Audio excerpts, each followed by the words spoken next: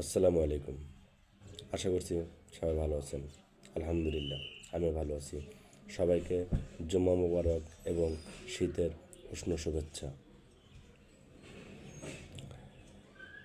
জুলাই সনদ নিয়ে যে গতকাল প্রধান উপদেষ্টা আমাদের জাতির উদ্দেশ্যে ভাষণ দিয়েছেন, 13ই নভেম্বর 13 মিনিট 19 সেকেন্ডের একটা ভাষণ ছিল।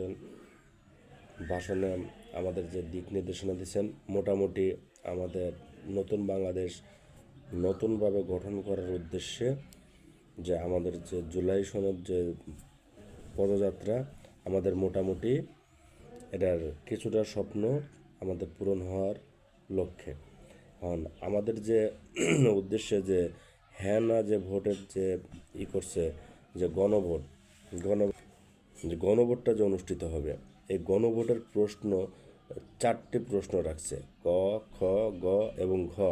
মানে 1, 2, 3, 4, এই 4টি প্রশ্নের একটি মাত্র উত্তর দিতে পারবেন আপনি হ্যাঁ অথবা না ভোটের মাধ্যমে। হ্যাঁ অথবা না, দুইটাই।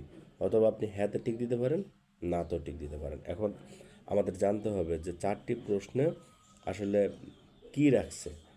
4টি প্রশ্নের প্রথমে হচ্ছে আপনি কি জুলাই জাতীয় সনদ সংবিধান সংস্কার বাস্তবায়ন আদেশ 2025 এবং জুলাই জাতীয় সনদে লিপিবদ্ধ সংবিধান সংস্কার সম্পর্কিত নিম্নলিখিত প্রস্তাবগুলোর প্রতি আপনার সম্মতি জ্ঞাপন করছেন? এখন আমরা কিন্তু সম্পূর্ণ সবগুলা জানি না আসলে জুলাই সনদে যে সবগুলা যে আহ, আছে, এগুলা কি আছে আমরা সবগুলা জানি না। আমরা সংক্ষেপে মাত্র 4টি জানি, যেটা প্রধান উপদেষ্টা আমাদেরকে জাতির উদ্দেশ্যে যেটা বলছে, এই 4টিই আমরা জানি।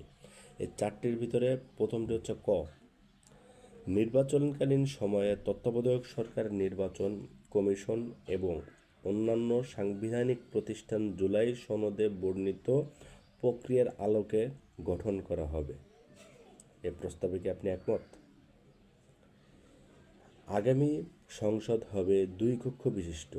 জাতীয় সংসদ নির্বাচনের দলগুলোর প্রাপ্ত ভোটের অনুপাতে 100 জন সদস্য বিশিষ্ট একটি উচ্চকক্ষ গঠিত হবে এবং সংবিধান সংশোধন করতে হলে উচ্চকক্ষের সংখ্যাগরিষ্ঠ সদস্যের অনুমোদন দরকার হবে।